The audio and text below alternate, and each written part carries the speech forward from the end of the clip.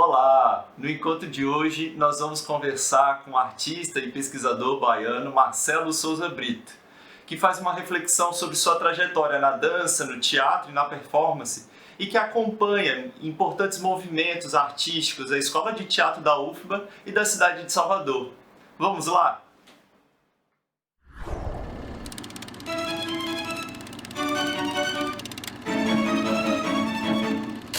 Olá! Marcelo, Bom primeiro eu dia. queria muito agradecer a sua presença, né? Você é uma pessoa que a gente tem se encontrado em vários momentos das nossas trajetórias, né?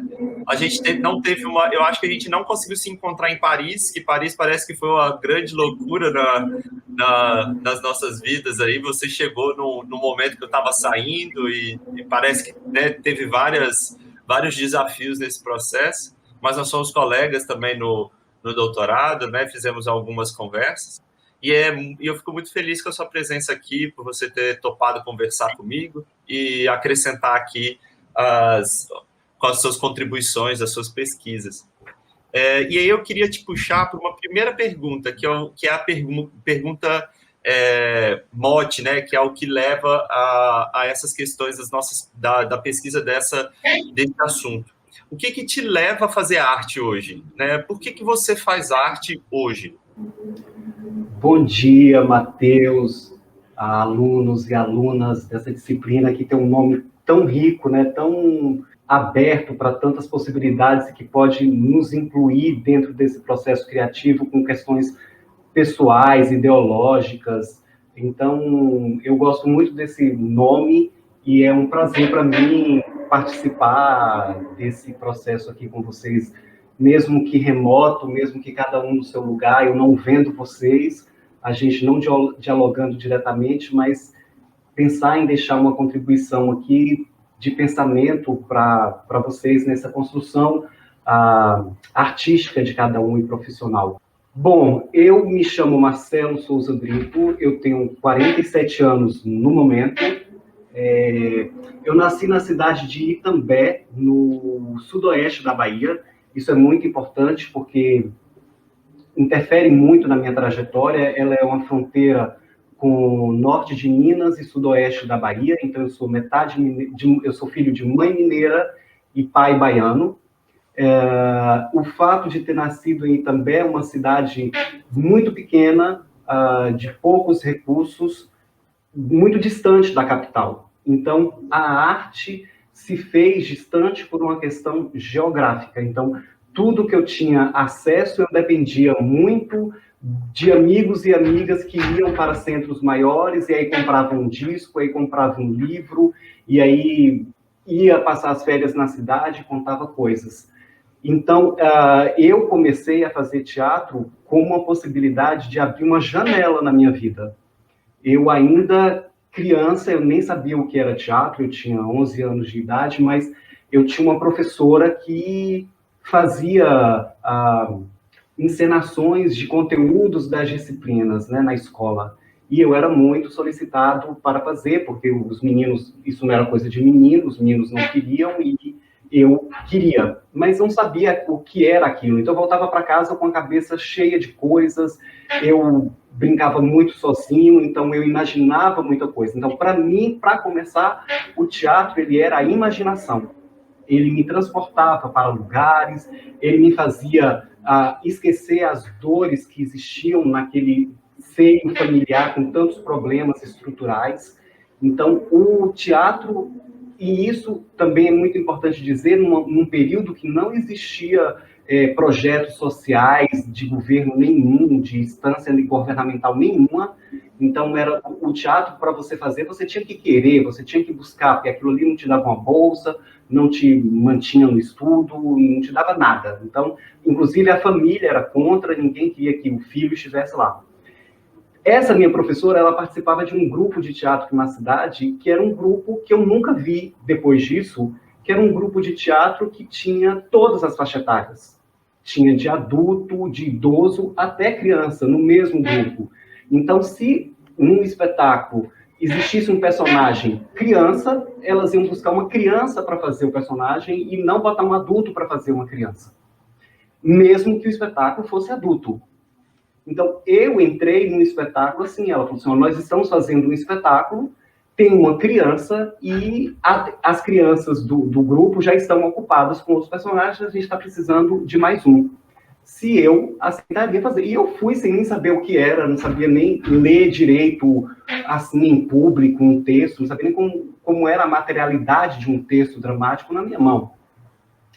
E acabei ficando nesse grupo, com esse personagem, era uma peça muito adulta, era um menino que sofria abuso sexual, que presenciava a mãe ser espancada pelo amante, então era muito pesada, e de uma carga dramática muito intensa, e eu fiz isso escondido da minha família durante muito tempo, até começar a viajar e precisar de autorização de pai, de mãe. A minha mãe foi super cúmplice de nem sem saber o que era, mas ela pensava assim, poxa, eu confio nele, e vamos ver o que isso pode fazer para ele sair dessa miséria que é aqui, essa questão familiar, né, que era muito opressora, era muito machista, a gente foi criado enclausurado dentro de casa. Então, para mim, o que me faz, se eu puder fazer uma avaliação de quando eu comecei até hoje, o que me faz estar na arte, o que me faz ser artista, é a possibilidade de você imaginar, de você perceber o mundo, de você se perceber no mundo, e de você ter a possibilidade de fazer conjunturas de mundo melhor a partir do seu mundo para outros mundos. Então, o teatro, ele me salvou, me abrindo essas janelas. Eu não penso na questão financeira, eu penso na questão de curas que o teatro pode me dar, né? Eu nunca fiz terapia na minha vida, então, e não acho que o teatro e que a arte seja terapia, mas a arte te faz você se compreender no mundo a partir do momento em que você se implica nela, né? Que você estuda, que você pratica, que você lê o mundo, que você vê os outros. Isso vai te dando mais conhecimento de si e do outro também. Isso, para mim, é a coisa mais importante que o teatro me deu. Nessa cidade, por complicações, assim, as pessoas foram ficando mais velhas, então a responsabilidade, a cobrança começa você precisa ter um trabalho, isso não é trabalho, você precisa estudar. Casou, o marido não gosta, a mulher não gosta, tem ciúme, teve filho, então as pessoas começaram a sumir, ficando só eu. Aí eu me desesperei, apareceu uma pessoa da cidade que não morava na cidade, que morava em Brasília, ele era um grande coreógrafo em Brasília, e aí eu falei, bom, eu sou jovem ainda, então eu vou deixar de fazer teatro e vou ver como ele aproveita de mim, porque ele não tinha ninguém na cidade, assim, eu vou fazer dança. E aí comecei a treinar muito com ele, muito, diariamente, várias horas por dia, porque ele era muito radical, e só era eu e ele, e eu não tinha nada para fazer, eu tinha muito tempo livre, e ele também, então eu comecei a treinar e a me envolver com a dança quando o teatro faltou na minha vida. Então, eu passei muito tempo também fazendo dança, e isso eu retornei aqui em Salvador, então eu já dancei para Matias Santiago, para Djalmir Melo, para Cristina Castro, então eles já me aproveitaram na possibilidade de ser um ator que trabalha o corpo, e um ator que tem uma disponibilidade para o movimento, porque eu tremia quando eles falaram assim, eu quero você num espetáculo meu, assim, cuidado, porque eu não sou, vou ter muita dificuldade em memorizar sequências, entendeu? E ter a mesma qualidade de movimento de vocês, então vamos pensar que eu sou um ator que dança.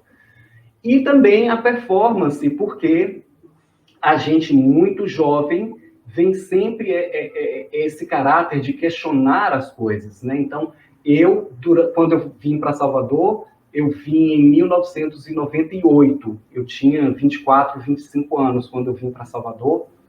E eu me achava, então eu achava que eu já era o mega ator, que eu dançava e que eu performava e etc., que eu era louco e que as pessoas eram muito caretas, então eu não queria estar na escola, que só tinha gente burra na escola, gente sem talento, entendeu? Então, eu neguei a escola durante um tempo. Eu falei, tem um curso aqui de mímica corporal dramática, um curso de extensão na escola de teatro. No início, o curso de mímica corporal dramática com George Mascarenhas e Nádia Turente funcionava como curso de extensão dentro da escola. E eu fui um desses alunos aí, dessas turmas iniciais desse curso.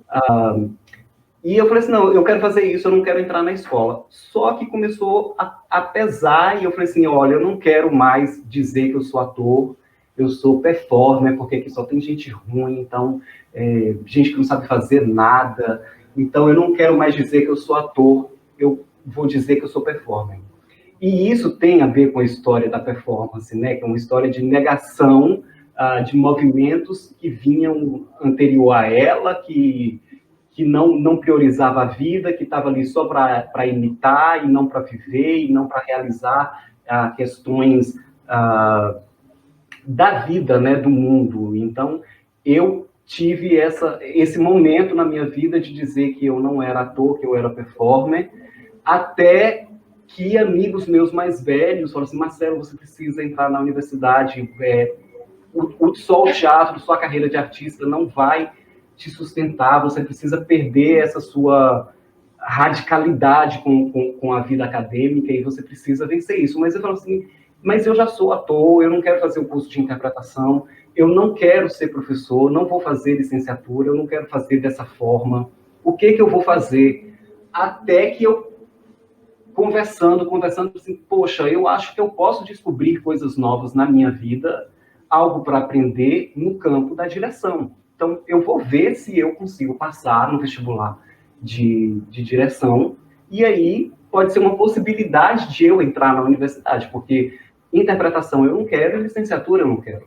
Isso já era fato, né? Ia ser uma tortura para mim ter que fazer interpretação e ter que fazer licenciatura. E aí eu passei no bacharelado de direção e eu me encantei.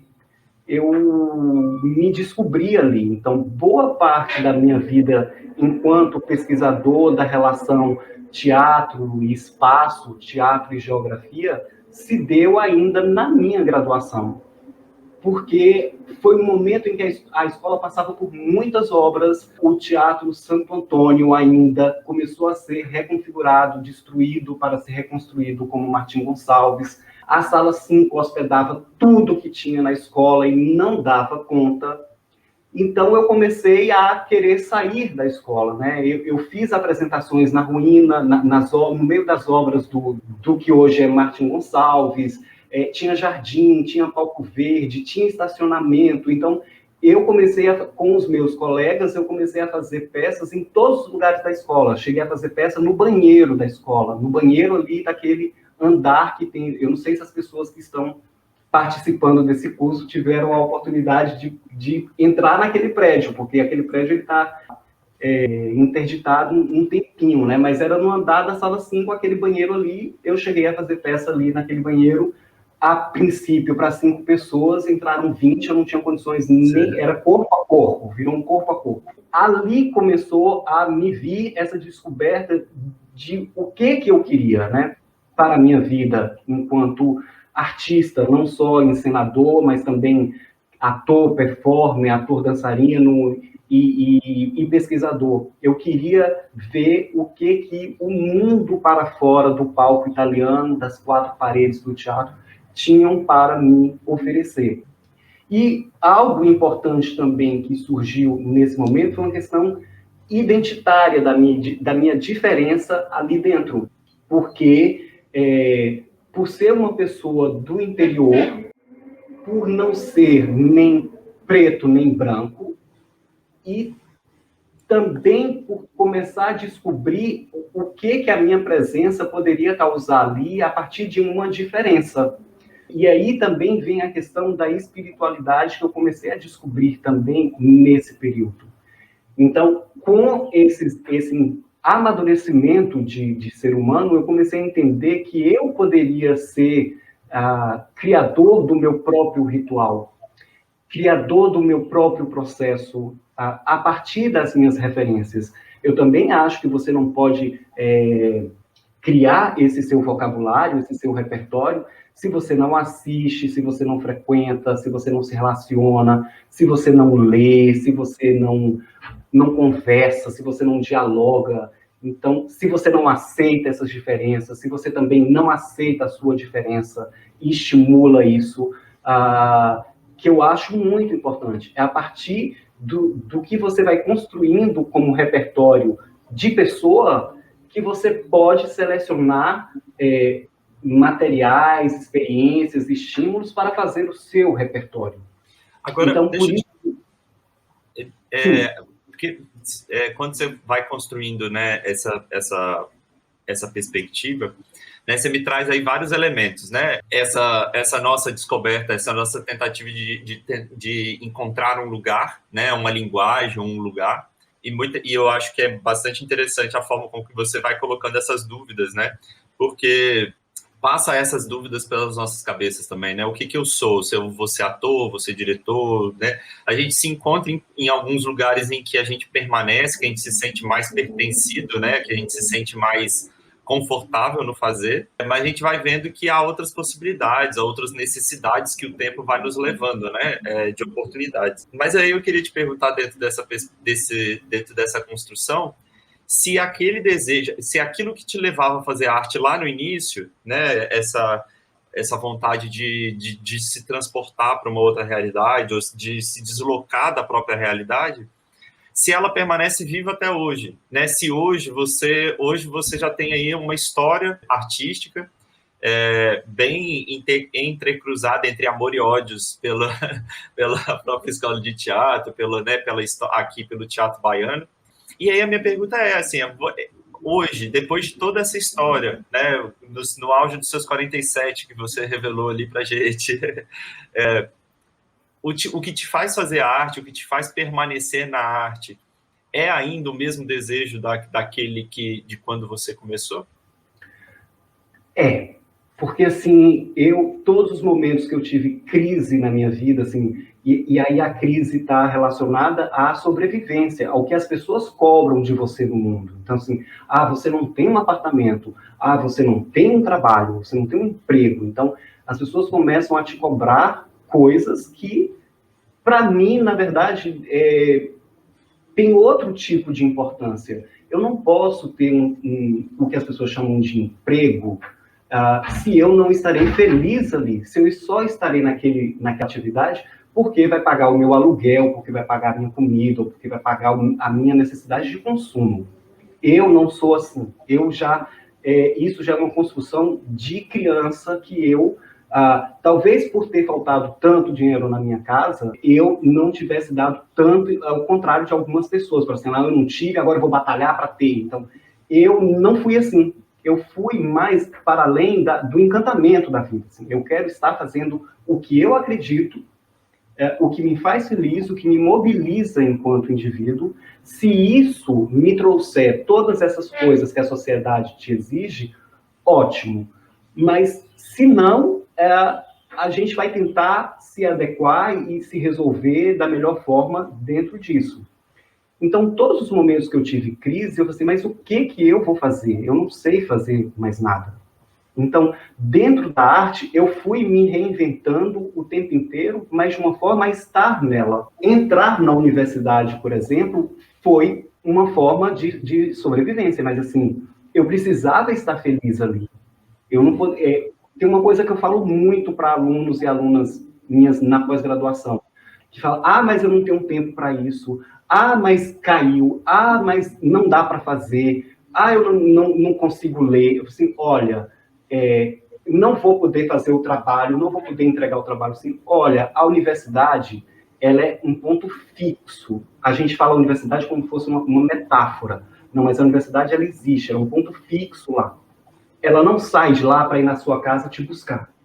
É você que sai da sua casa e vai lá fazer o Enem, fazer a seleção de pós-graduação, e você entra. Isso é um oferecimento de um conhecimento público.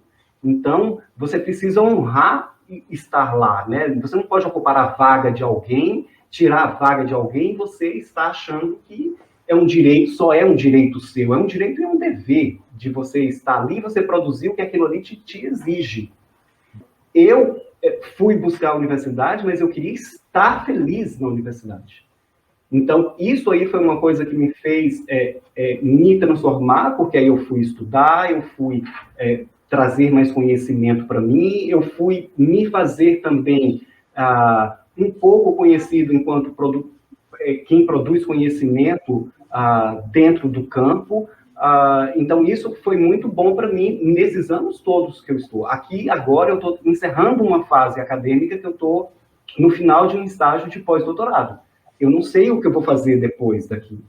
Então, vai vir novamente uma outra crise, né? Mas tenho certeza que vai me manter dentro da arte, porque é o que me move, é o que me faz... Eu tenho coisas para fazer enquanto ser humano na minha passagem pela Terra que passa por isso.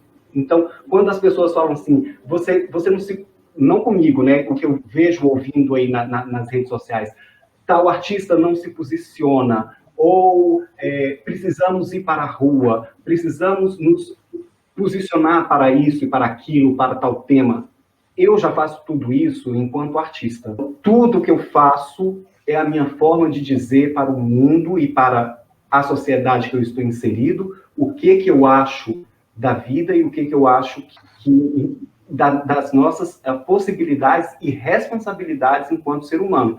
Então, se eu fosse de outra profissão ou de outra atividade, eu não saberia me posicionar enquanto indivíduo, e eu acho que todo mundo tem que se posicionar. E eu só sei fazer isso enquanto artista. Então, quando eu escrevo um artigo, um livro, eu estou me posicionando, tudo que eu penso está ali.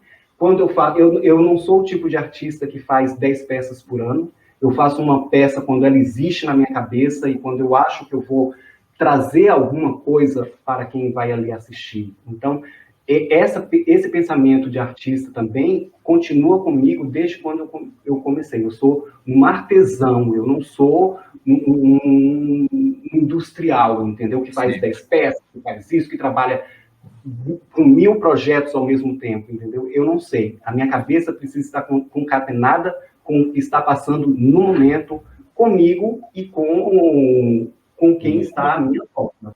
Agora, é interessante isso, porque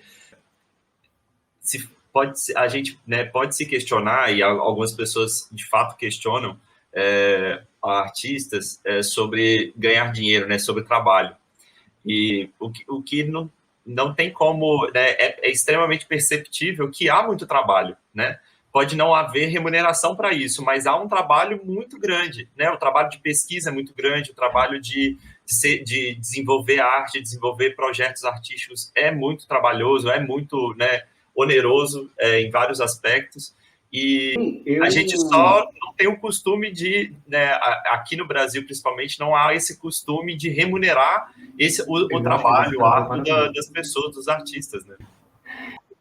Eu acho, Matheus, eu tenho um amigo que ele é dramaturgo, ele é diretor e dramaturgo, no momento ele trabalha mais como dramaturgo. Ele está, assim, em muita crise nesse período de pandemia, sem dinheiro e preocupado com questões de saúde. E ele, às vezes, me fala assim, poxa, mas eu estou sem trabalho. Eu falo assim, cara, como que você está sem trabalho? Você já escreveu 3 textos nessa pandemia.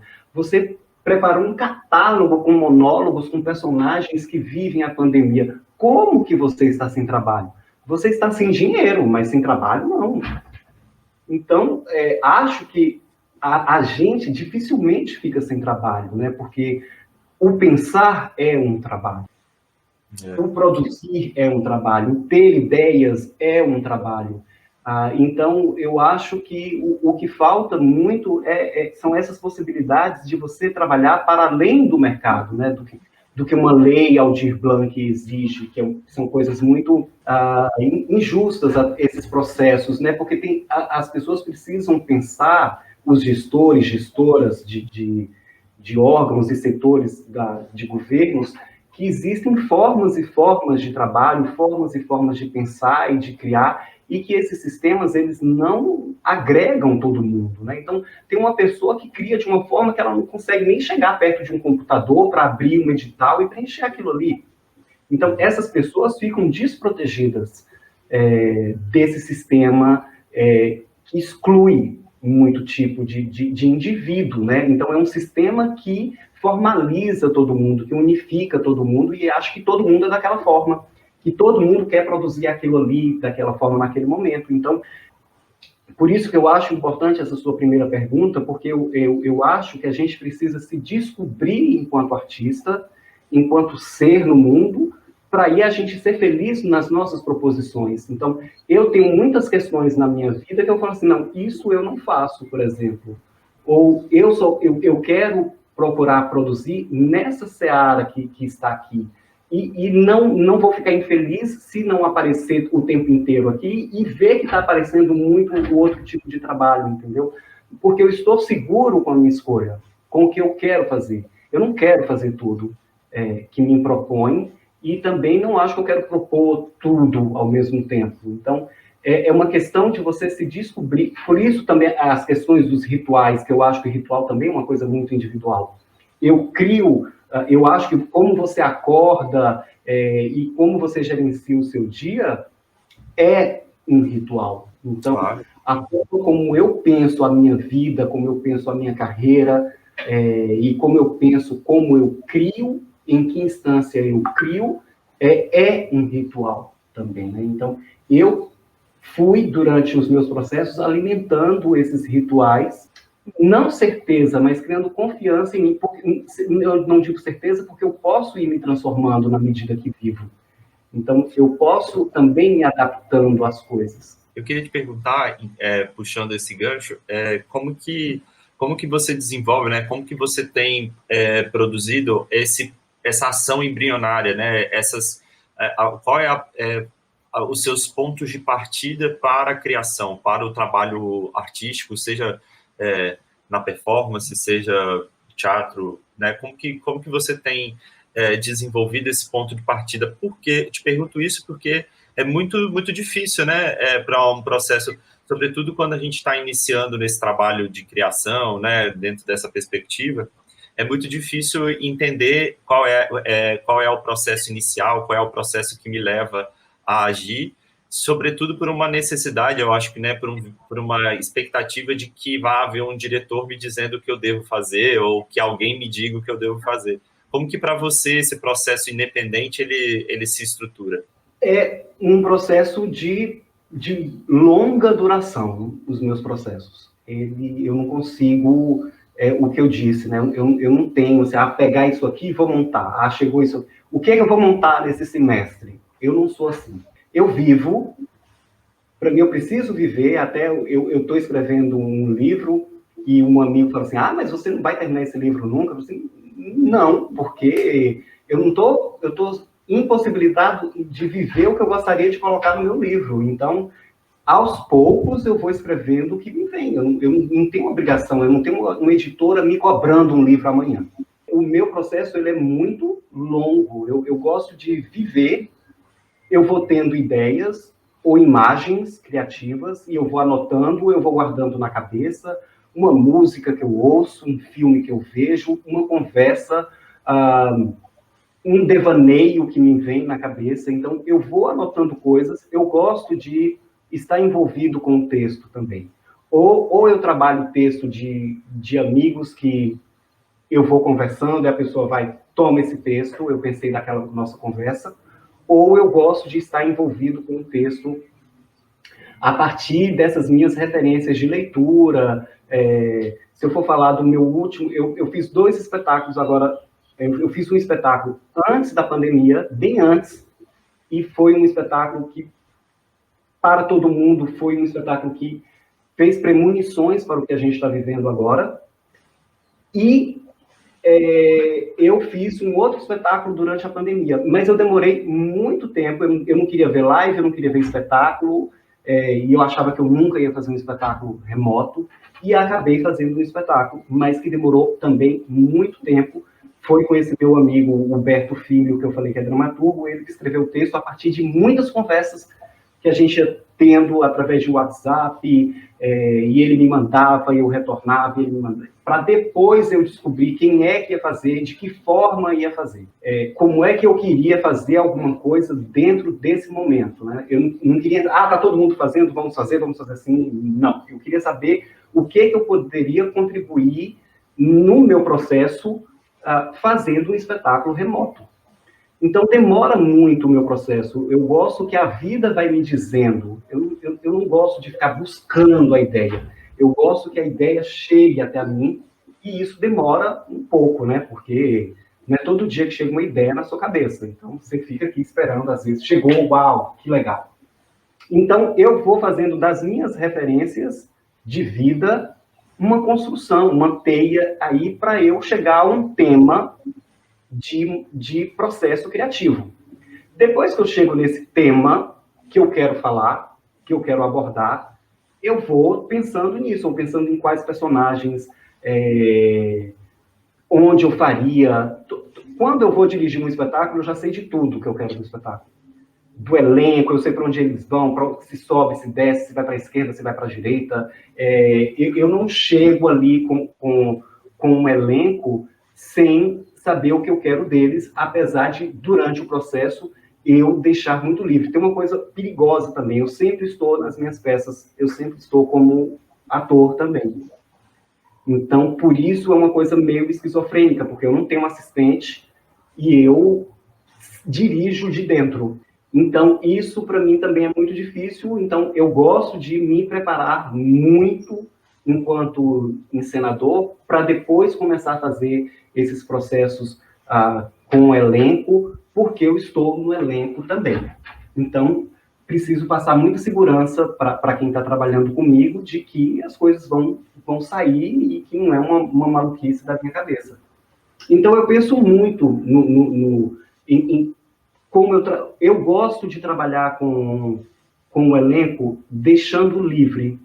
Então, eu tenho estímulos para dar, então sempre tem uma reunião antes e a gente, de cada encontro, eu dou todos esses estímulos. Eu não sou de parar ensaio, por exemplo, falar assim, não, vamos voltar. Não. O meu ensaio, ele é corrido e no final a gente conversa. Então, eu gosto de... É um ensaio que tem comandos, mas que ele é aberto também ao que acontece no momento. Eu não gosto de... Mesmo quando a minha peça está pronta, eu preparo o elenco para não ficar preso ao que está resolvido, entendeu? Se um refletor cai, não finja que ele não caiu. Muda toda a peça, mas viva o caimento ali, a queda do refletor. Então, eu não gosto de que minha peça seja morta e que está programada. Quando o elenco chega no camarim e fala assim, poxa, nós erramos aquilo ali. Eu disse, não, quem errou foi você. Eu não errei nada, para mim estava tudo ótimo, foi lindo. O problema é seu, que acha que errou e que não considera o que aconteceu naquele momento, entendeu? Só considera o que foi programado. Então, eu não gosto de que nos meus trabalhos... eu só trabalho também com elenco que eu tenho muita intimidade para chegar nesse ponto, né? Então, para eles não ficarem se frustrando o tempo inteiro. Então, tem um caráter de... Isso também vem do ritual e vem da performance na minha carreira, que é deixar que a vida aconteça, mesmo por mais que você tenha controle daquele espetáculo, deixa que ele te descontrole um pouco também, para não ficar aquela...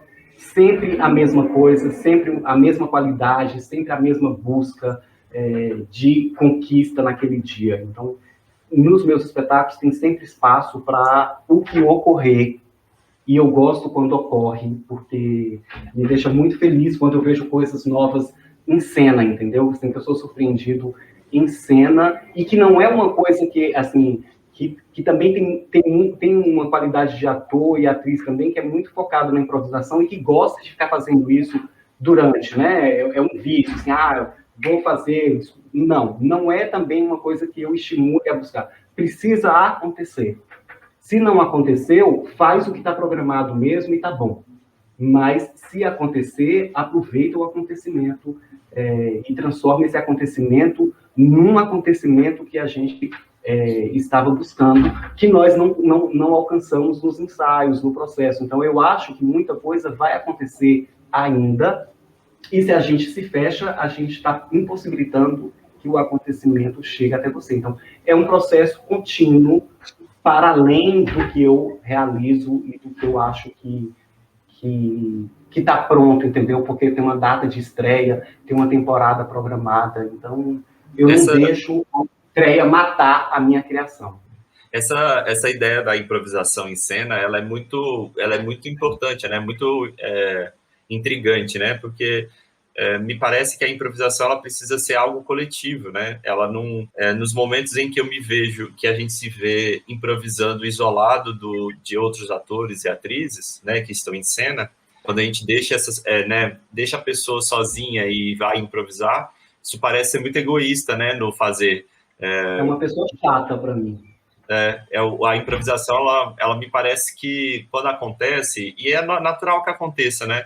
Mas é importante que haja jogo, né? Que seja uma improvisação coletiva, um produto do coletivo, não um produto da minha vontade única de ator, né? Já tive situações nas minhas experiências em que eu me vi improvisando sozinho. E ali eu tive consciência de que aquilo dali era uma postura egoísta, né? De que eu não estava dividindo a improvisação, né? E aquilo mudou muito minha cabeça a partir, né, daquele momento que eu tive a consciência de que eu estava deixando meu parceiro de jogo, né, sozinho. Aquilo dali deixou de ser, passou a ser importante para mim, assim, esse entendimento de que a improvisação em cena, quando acontece, ela precisa ser algo coletivo, não pode ser individual, né? Senão todo mundo começa a querer improvisar e aí vira uma bagunça. E pensando só em si, né? E não, é uma vaidade mesmo. É uma Tem uma vaidade. coisa que eu trago de antes também, que eu ouço dos meus amigos, que eu sempre fui assim, de não gostar de ensaio. Esse era um defeito meu. Eu não gostava de ensaio. Eu gosto de estar com as pessoas, mas eu não gosto dessa energia de que tem alguém e você vai para lá ensaiar e a pessoa fica dizendo, não, vem, tá errado, tá fraco, não tá bom. Ser julgado o tempo inteiro por alguém, aquilo me incomodava, então eu ia para o ensaio, mas doido para o ensaio acabar. Então, muitas vezes eu guardava muita coisa do que eu pensava, do espetáculo, do personagem, para fazer durante as apresentações. E isso gerava, eu não via como improvisação, eu via como alguém que não gostava de ensaio, guardava, porque era tudo que era meu, né, do meu personagem, não interferia no dos outros diretamente. Não estava colocando coisas novas, mas a forma de sentir, de viver o meu personagem, eu só revelava totalmente com a presença do público, não só ali para a equipe. E acho que isso interferiu muito de como eu sou encenador, de como eu dirijo os atores. Esse fato de eu estar dentro também é uma forma de não me colocar na posição de quem está de fora assistindo. A possibilidade de eu estar dentro também quer dizer, olha, se eu estou te pedindo para fazer isso e eu estou dentro, é porque eu também vou fazer. Então, é possível. Não venha me dizer, está demais, está difícil para mim essa voz. Não, eu estou aqui com você, eu estou fazendo com você. Então, vamos lá, a gente consegue. Então, se a casa cair, eu vou ajudar a levantar junto com vocês. Então, isso eu fui pensar depois, não fiz isso premeditadamente, eu fui pensando, assim, poxa, e tem muita gente assim, você é muito vaidoso, você tem que estar na sua peça. Assim, olha, eu gosto de ser ator, e ninguém me chama para fazer nada, então, se ninguém me chama, eu me chamo, a peça é minha. Então, eu acredito que eu sou capaz, eu não vou dar nenhum personagem para mim que eu não seja capaz de executar, entendeu? Eu não sou idiota a esse ponto.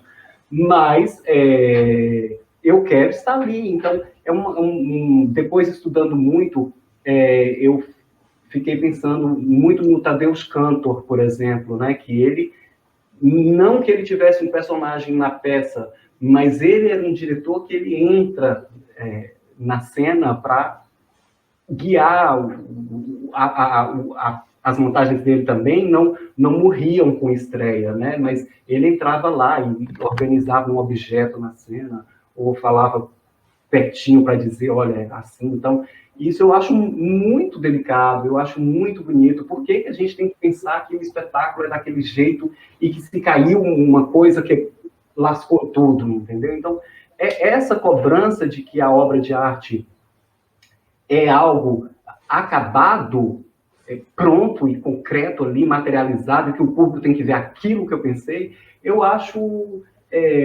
desnecessário, entendeu? Isso não comunica comigo. Eu quero que o público veja a criação também, faça parte dessa criação, esteja envolvido ali também. O que é diferente também do teatro participativo. Não estou falando disso também. Eu estou falando da participação de comungar o mesmo momento. Pode ser o que for. Se quiser jogar um tomate, se quiser gritar, se quiser entrar nos meus espetáculos, ninguém vai falar assim, senta, cala a boca. Mas também não vou ficar lá pedindo, olha, levanta, senta agora, corre. Não. Mas eu quero que a conexão se dê e que a pessoa acompanhe a história que eu estou contando e que ela está sendo realizada ali no momento. Então, seja o que for que venha acontecer em cena, eu preciso que todo mundo esteja conectado com aquilo ali. E não se, quebrou, caiu, o som não entrou e eu vou ficar sofrendo porque eu preparei tudo aquilo para encantar o público e não aconteceu. Existem outras formas de encantamento que a gente não valoriza nessa necessidade de dizer que o teatro é assim, que a arte é assim.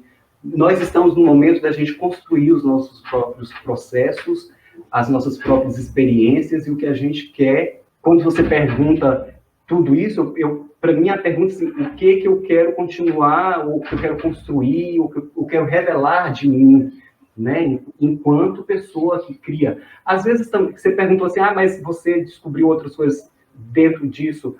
Eu tenho muitos amigos e colegas de processo de vida que começaram como ator, hoje é iluminador, iluminadora, ou cenógrafo, cenógrafo, assim, que naquele momento ali se achava que, eu vou estourar enquanto ator, eu vou fazer 1000 peças, entendeu? E hoje é figurinista, e é super feliz enquanto figurinista. E ter feito parte daquele processo enquanto ator naquele momento foi bom para ser o figurinista que é hoje. Então, a gente tem que entender o que a vida vai trazendo para a gente, né? O que a vida se revela para a gente. E tentar se descobrir nela. Muitos alunos que entraram comigo, foi uma turma de 10 no curso de direção, dos que eu acompanho, só 3 continuaram como encenador. Um é técnico de luz do SESC, outro virou professor, 2 viraram iluminadoras, 3 viraram figurinista, entendeu? Figurinista e cenógrafo. Então, é isso. A gente quem está aqui vendo essa aula está nesse momento, né, de ter relações com professores e professoras, com acesso a linguagens, com estudo de referências, até para saber quem eu vou solicitar, né? Quem eu vou. Isso também é uma coisa importante que na graduação a gente faz, né? É você estudar muito, você ler muito para dizer, tais autores e autoras me fazem avançar na vida. Então, são essas pessoas que eu vou querer aprofundar mais, independente da escola, né? Independente do curso. Isso, para mim, foi muito importante, porque eu já tinha uma boa leitura antes da universidade, mas eu conquistei outra qualidade de leitura na universidade, porque você está dialogando com professores, você está dialogando com outros colegas, então você está pensando de outra forma, e isso é muito importante, você ter a sua bibliotequinha ali, de quem vai te ajudar a clarear a sua ideia, né? De quem vai clarear isso aí também, o seu processo criativo, né? Porque a gente não é sozinho.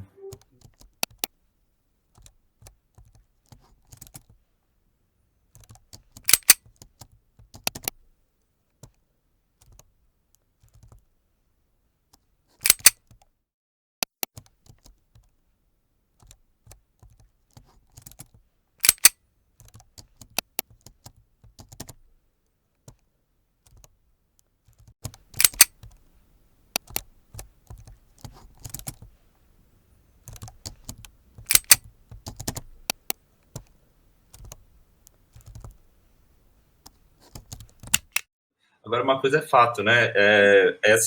Essas áreas de formação, licenciatura, a licenciatura talvez até seja um pouco mais forte, mas a licenciatura, a interpretação, a direção, ela vai entregar para o mercado profissionais que não vão ter, que não tem um grande lastro, né? Uma grande absorção muito clara, né? Então, é muito comum você ver pessoas que se formam nessas três áreas e que vão tendo que se adaptar ao mercado, entrar, se for, né, se adaptar ao mercado. Não estou falando nem em relação à questão do dinheiro, né, a questão do pagamento, que eu acho que é um mote que, né, as pessoas precisam sobreviver. Mas a situação, né, a cidade como um todo, né, todo o sistema ele vai guiando para você, para te absorver de alguma forma, né? Eu tive vários amigos que dentro dos meus colegas de trabalho, de formação, cada um está em uma área completamente diferente do que a minha, né? E todo mundo, assim, né, a grande maioria está dentro, né, está dentro do seu conhecimento da nossa formação. Né? Então, eu vejo pessoas atuando em técnica de teatro, né? Então, está dentro de uma equipe de produção de teatro. Tem um outro amigo que é professor dentro do ensino básico, tem uma amiga que está trabalhando em RH, que tem muita coisa da nossa área, né? Da nossa percepção do comportamento, né? Então, ela está ali super atuante. Então, assim, a pós-formatura nos leva a muitos lugares, e ao mesmo tempo nos leva a esse desespero de não saber exatamente como que vamos atuar, né, sem essa garantia do trabalho, sem essa garantia de um emprego. Realmente muito importante essa saída, né? Até porque o que faz muita gente ter medo de terminar, né? A gente vive, para a maioria de nós, viver um sonho, né? A formação lá dentro das artes. E depois que você forma, você fala, meu Deus, e agora? O que eu faço? É verdade. É bem concordo com tudo que você falou, que às vezes a gente tem essa necessidade, né, tem esse encantamento com a arte e nos mobiliza tanto e nos coloca em tantos estados de emoção, de alegria e de esperança que às vezes a gente só quer aquilo, né? É aquilo ali que eu quero e eu tenho certeza, etc. Mas nem sempre a vida se apresenta dessa forma, né? E acho também que esse momento, nada é perdido na vida, né? Nenhuma experiência, ela é gratuita. Então, viver uma vida acadêmica em teatro, por exemplo, seja lá a licenciatura, ou interpretação ou direção, e depois não seguir nela, com certeza muito disso estará em qualquer caminho que você for trilhar. Vai te fazer uma pessoa diferente, no mínimo, com outras perspectivas de vida, com outras abordagens de vida, e vai, com certeza, colaborar muito no campo profissional que a pessoa estiver. Então, não acho que isso seja... Agora que a gente passa, a gente tem essa maturidade, mas também vivi isso durante a graduação. É normal, né? Pouquíssimas pessoas conseguem, durante a graduação, associar o trabalho paralelo, né? Então, é muito difícil. Eu não tive isso. Na minha graduação, eu só estudei e pronto. Então, por mais que eu buscasse outras formas de trabalho, eu não conseguia. Então, mas também eu não quis, como eu entrei com 25 anos, então eu era a pessoa mais velha da minha turma. Então, eu também não queria ficar muito tempo ali. Eu queria passar por aquilo ali, porque assim, eu já estou atrasado, não vou atrasar mais a minha vida. Então, vou ver o que isso aqui tem para me dizer e vamos em frente. Eu acho, pensando em mim, que essa graduação ela me fez descobrir muitas coisas importantes para o fato porque também tem isso, né? Hoje, eu acho que nós precisamos estudar tudo que a gente quiser fazer. E o estudo, ele não está só na graduação. Então, a gente vai estudar a vida inteira. Para qualquer coisa que a gente queira fazer, a gente vai precisar sentar um pouco e estudar um pouco. Seja um simples artigo para uma revista, se a gente não tem nada escrito, nada elaborado, para começar a gente vai precisar sentar um pouco e consultar umas coisas e estudar um pouco. Mas o que me fez também disso foi, primeiro, entender que eu poderia, o que eu ia dizer, que existe muita gente que diz que é diretor, por exemplo, tem muita gente que diz que é ator, atriz, tem muita gente que diz que é iluminador, iluminadora, só por uma necessidade ali de estar, né? Tem muita gente que está como ator, você vê assim, tal peça vai estrear com direção de fulano de tal, você diz, nossa, fulano de tal é diretor? Como assim? Então, e você vai assistir aquilo, você sente aquela fragilidade de quem não se preparou para aquilo, né? Para alguém que só acha que pode fazer, que é assim, vamos lá, eu tenho uma ideia, eu vou fazer. Não é assim. São linguagens, né? São processos, são meios. Então, você precisa se inteirar daquela linguagem. Então, eu acho o estudo muito importante. E foi essa graduação que me deu confiança para dizer que eu era diretor, entendeu? Eu não tenho vergonha de falar assim, eu estou dirigindo uma peça. Não tenho vergonha. Eu me preparei para isso, eu estudei para isso, não tenho vergonha nem pudor, porque eu estou preparado para aquilo. Pode não ser boa para um, para outro, mas não é essa a função também. Eu preciso criar, instaurar um processo e não pensar que aquilo ali vai agradar todo mundo. Mas eu estou preparado para aquilo. Então, eu acho que o estudo, ele, no mínimo, ele vai te dar conhecimento e discernimento de dizer, isso eu posso executar, ou não, eu descobri que isso eu não posso executar. Eu vou ver aqui dentro o que eu posso executar que me faça feliz, mas que também me dê, que eu me sinta honrado em fazer aquele trabalho, né? Eu me sinto honesto fazendo aquele trabalho. Então, eu acho que o estudo te traz isso. Então, lá dentro, diante de todas as possibilidades, de todos os caminhos, de todas as conversas que a gente tem com professores e com colegas, não, que legal, eu aqui fazendo licenciatura, descobri que o meu barato é ser maquiador, por exemplo, ou ser cenógrafo. Então, ou como você falou, eu gosto de administrar, porque eu vejo que é muito caótico o processo, então eu quero administrar um espaço cultural, entendeu? Ou eu quero ser produtor, eu quero elaborar projetos, eu entendi que eu entendo muito de projetos, então é o momento dessa descoberta, que a gente entra com uma certeza, mas que talvez lá dentro essa certeza seja questionada por você mesmo, né? E aí também é o momento de você se descobrir dentro desse campo, dentro da arte, qual é a sua prioridade, o que você tem mais talento para desenvolver aí dentro. Às vezes é o que a gente entrou, às vezes não é.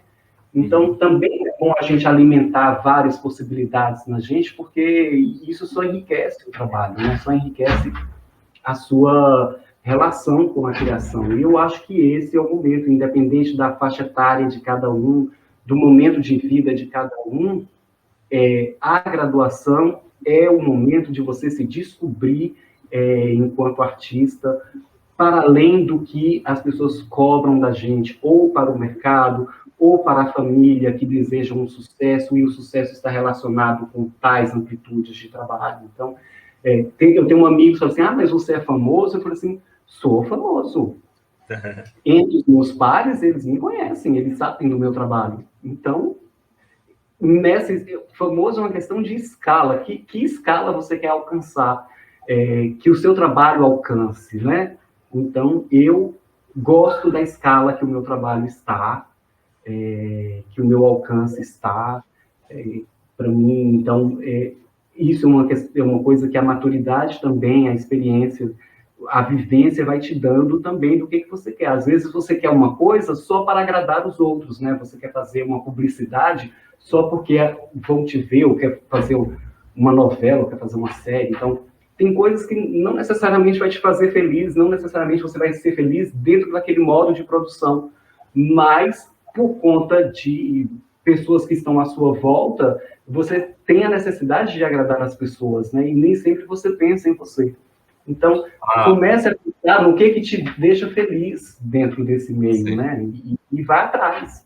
A universidade, ela tem esse propósito muito, né? Então, apresentar um leque aí de possibilidades de caminhos, de leituras, de linguagens, né? E vai ser um conhecimento, a formação ela passa por um conhecimento que é muito amplo, e por ser muito amplo, ele não é completamente mergulhado, né, ou não vai a fundo todos esses conhecimentos. Mas te apresenta, né, às pessoas a possibilidade de caminhos, né, e é essa possibilidade de visualizar esses caminhos que faz a universidade ser um lugar importante, né, de autodescoberta, de perceber as suas potencialidades. Escute, nós estamos chegando ao fim, eu quero muito te agradecer, né, a princípio, essa conversa, foi muito, muito interessante te acompanhar aí dentro dessa reflexão sobre a sua presença em Salvador, na Bahia como um todo, né?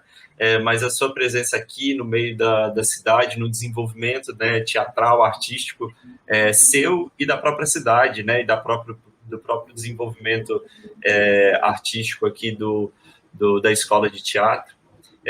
Eu vou deixar você falar mais um pouquinho, né, se despedir e fazer suas conclusões. Mas eu te agradeço muito, fiquei muito feliz com a sua vinda e com a nossa conversa. Eu também gostei muito, porque eu acho que falta isso também um pouco na universidade. Quando as pessoas falam muito de decolonial, as pessoas esquecem muito de quem está do seu lado. Ou justamente de quem está do seu lado, seja lá quem for que está do seu lado, seja um colega de profissão, seja uma colega de turma, seja um professor, uma professora, e a gente fica muito imerso no que está distante da gente. E distante, eu não estou falando nem outros países, outras línguas, eu estou falando distante aqui mesmo. Então, é muito difícil as pessoas lerem, consultarem, ouvirem quem está perto da gente. Tem uma coisa também que eu me sinto muito feliz em ser assim, é que eu sou fã de muitos amigos. Eu choro vendo muitos amigos, eu me emociono vendo muitos amigos, e eu tenho a honra de ter amigos e amigas muito talentosos e que me causam isso, né? Então, acho bonito quando a gente ouve quem está do nosso lado, que a gente dá importância para quem está do nosso lado, e não só quem está distante e que tem outro tipo de alcance, né? Ou que o sistema acadêmico diz que é legal a gente ouvir, a gente consultar. Isso, para mim, também é colonialismo, a gente só querer ouvir quem está no Sul e Sudeste, ou só quem está na USP, ou só quem todo mundo fala nas suas pesquisas. Então, isso eu acho muito importante na construção das nossas referências, que estejam também quem está perto da gente.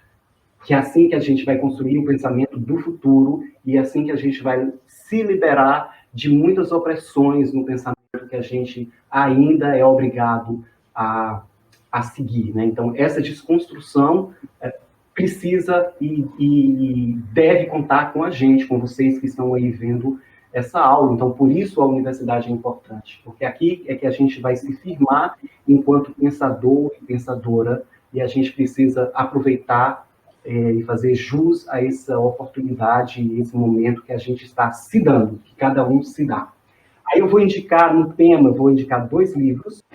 Um é do Cassiano Quilici, eu adoro ele nessa questão do ritual, da presença, de outras formas de construção, de metodologias de pesquisa e de criação. Ele é muito importante. Então, esse livro é Antonin Artaud, Teatro e Ritual. Ele é maravilhoso, ele é uma pessoa super acessível, ele está sempre em eventos acadêmicos, e ele é muito ligado à prática de yoga e de meditação, então são outras abordagens também, está muito ligado ao espiritual, então é um cara muito importante para essas questões. E para falar de mim, esse é o meu livro que foi da minha tese, O Teatro que Corre nas Vias. Ele pode ser baixado no Cielo da EduFiba, ele já está em PDF lá. Então, aqui está todo, nesse livro aqui, eu tenho outro, mas eu escolhi esse, porque é nesse aqui que está todo o meu ritual de processo de pesquisa, de criação, ligados também o que eu construí enquanto ritual de pesquisa e de criação, e um pouco mais elaborado essa questão da relação do artista com a cidade, sobretudo com a cidade grande, mas também não pensando só em teatro, pensando na performance, na intervenção urbana, nas práticas de rua, de arte de rua. Então, tem de tudo um pouco nesse campo, e ele pode ser baixado gratuitamente aí nesse Cielo, que a Edufba tem um repositório, e ele já está lá. Agradeço, Matheus, pela generosidade de ter me proporcionado essa manhã de que eu pudesse também falar de mim, mas também falar da importância da universidade. No momento que a gente está, a gente precisa fortalecer a universidade, mas fortalecer a universidade que a gente pensa, não a universidade que as pessoas construíram com esse imaginário. Então, se a gente está aqui é porque a gente precisa deixar algo para quem está vindo, e para a gente deixar algo, a gente precisa também se fortalecer enquanto ser pensante e criativo no mundo. Então, esse é um momento de partilha que a gente precisa alimentar e manter vivo, aproveitar que tem professores e professoras, pessoas que se prepararam para isso e que estão dispostas a ouvir e a falar e a trazer novas possibilidades e a trazer novas formas de produção do conhecimento e do ensino. É isso, obrigado. Fique bem aí. Estamos juntos. Um beijo, querido. Um beijo. Bom dia para você. Bom dia.